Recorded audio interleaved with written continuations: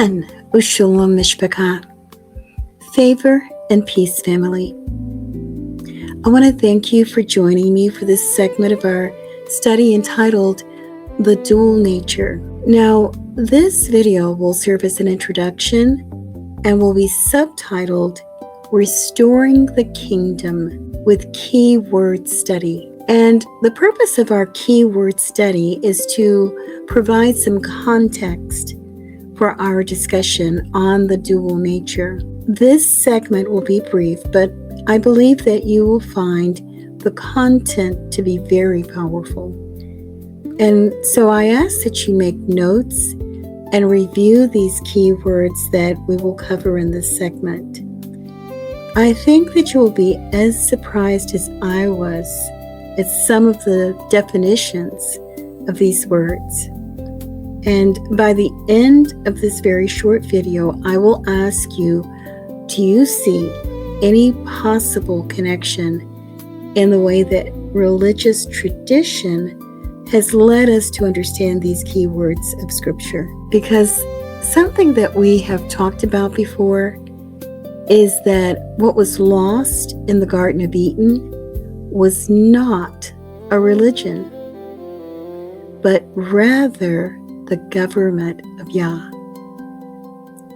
And so, as we consider the key words on the following short list, let us consider the further insight that's provided to our understanding of the restoration of the kingdom of Yah unto his people, just by having the benefit of the literal meaning of these words. So, let's begin. Okay, so let's start with, and again, this will be a very short list, but let's begin with princes, kings, and how they are indeed heads of state over defined territories. For example, Prince of Peace and King of Righteousness. Okay, the word kingdom is very prevalent throughout Scripture, and it's made up of two words: king, which is a head of state, and dom, which is short for domain, which is a defined territory over which one has ownership and authority. And we've talked about these heads of state words before, but we're going to add some other words into this list that we've not talked about before. So let's continue.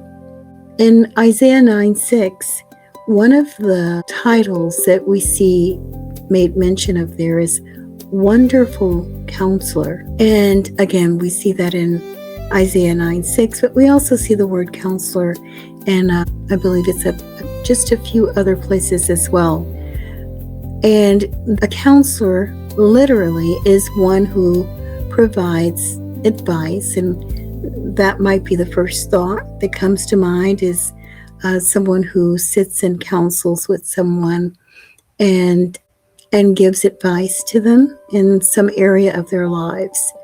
But as well, we know, and we've heard this before, used this way, that in dispensing of advice, the term or title of counselor can also be used with regards to a lawyer, because a lawyer would then also be in a position to provide advice specifically pertaining to the law, and most especially in the courtroom. And so we see the term counselor used to pertain to someone who gives advice with regards to the law. Okay, advocate, another term that we find in Scripture, and another term that is also used for lawyers, someone who is well versed in the law, whether that's, secular law, or in this case, the law that is contained within Scripture. And I'm just going to read a little bit here of what I found with regards to the history of this term advocate. It is a historic term with mid-14th century origins from Old French and Latin, meaning one who pleads cases. It was historically used in England, particularly in civil and canon law courts, for those who speak on behalf of others, similar to modern barristers or attorneys. So it would explain why that term that we find in the original language would be translated as advocate, and it's in fact giving us that insight into what the original term actually, how it's being used within the context of Scripture. The next word on our list, adversary. We can oppose the two terms adversary and attorney, adversary versus attorney. And what I found here in doing some research on the term adversary, although they are not synonymous, adversary and attorney, they are related in the adversary system of law, where opposing parties or adversaries are represented by counsel, which again makes reference to attorneys or lawyers. In a lawsuit, the opposite party is sometimes referred to as the adversary. Okay, so again, we're looking at terms or key words that we find in Scripture, and although we've not been taught this insight, it seems to be that there's a lot of connection here between these words. The next word on our list, accuser, as in the accuser of the brethren. Now, this term dates back to mid-14th century, and it refers specifically to a person who makes a formal charge or accusation against someone else, often the victim or complainant. So that's accuser, as in the accuser of the brethren. Ambassador. Ambassadors are messengers or representatives sent on a mission.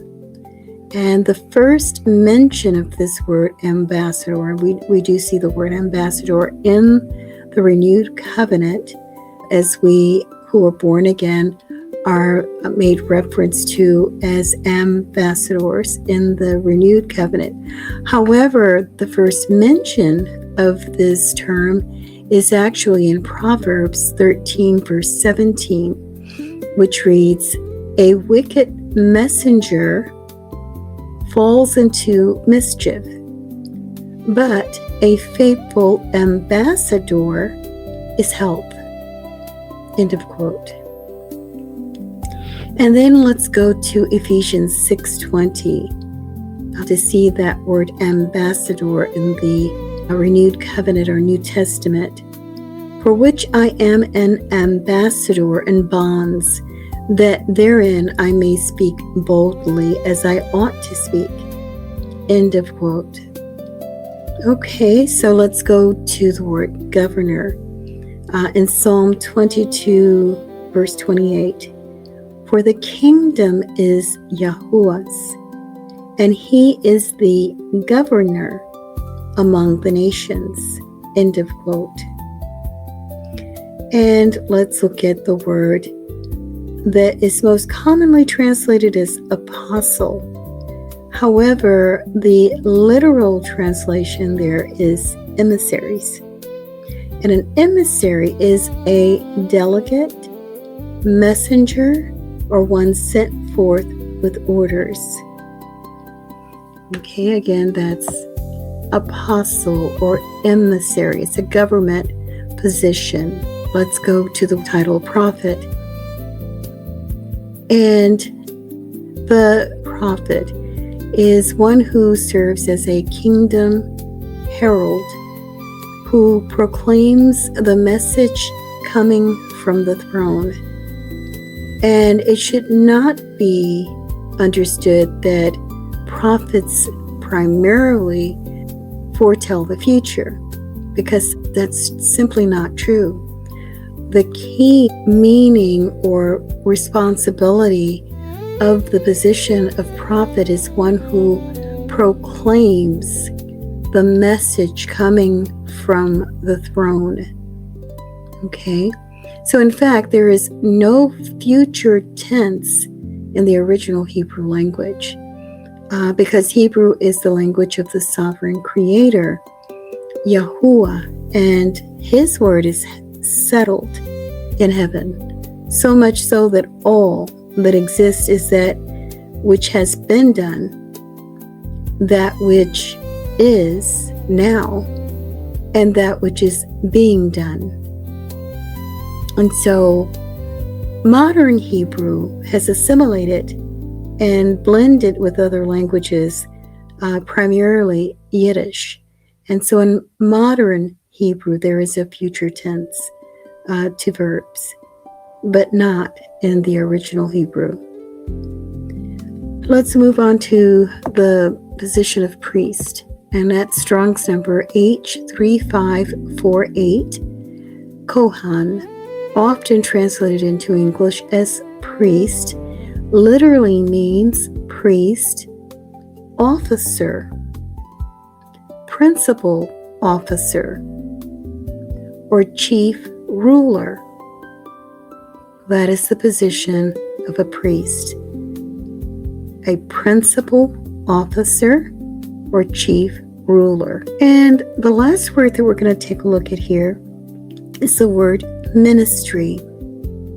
The definition of the word ministry. A ministry is a specialized department of government led by a minister.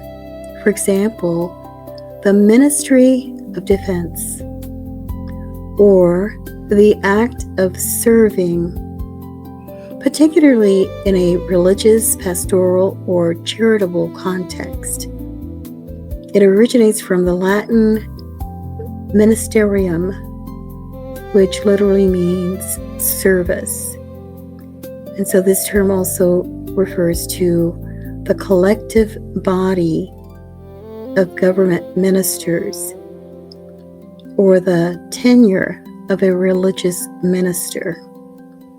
So I'm reading my notes here, what I've found here, and the surprising thing here is the definition of ministry really has more to do with government than it does with religion. Just pause and think on that. Now, when we compare the traditional religious meanings of these key words to the meanings that we find when looking at the literal definitions, we can certainly see the original meanings of these key words speak of an infrastructure which facilitates the governing presence of Yah through his plurality of expression made manifest in and through clay vessels who serve the body of Messiah on earth as Yah's governing presence on earth. And what they all have in common is that when we look at the literal definitions of these words, they speak of government, or they speak of something having to do with the law.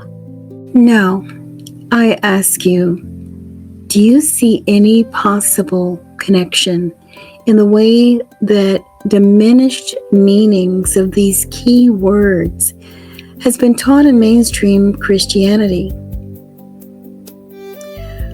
Well, perhaps it's all a part of the diminishing of the understanding of the fulfillment of the law, or Torah, which is an empowerment within a born-again believer, which is able to bring our spiritual hearts into alignment with the governing presence of the living law, or Torah, which again, Torah means teaching and instruction of Yah. And therefore, in that coming into alignment with His Word and His governing presence in our very lives, that brings forth healing and restoration into lives that had otherwise been broken by sin and lawlessness in the inner man. Because we were created to worship the Most High, Elohim Yahuwah, in and through our Messiah, Yahusha. And so the restoration of the kingdom, rule, and reign of the Word of Yah from the throne of our hearts is key and essential in our healing in every area of our lives. And so, as we continue in our next segment, we will look at what Scripture actually reveals to us about the design and construction of mankind, which is both a tripart being and of dual nature.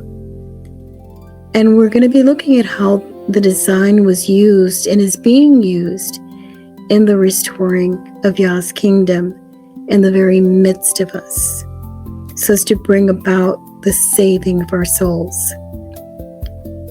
And this understanding is as well essential in understanding how Messiah Yahusha was as He walked the earth, both Son of Man and the Word of Yahuwah made flesh. And so it is my hope that you'll be able to join with me in the next segment, where we're going to be taking our keyword study, and we're going to use this keyword study material as context for our segment of study on the dual nature of mankind. And so until then, Hen Ushalom Mishpachah, favor and peace, family. Be blessed.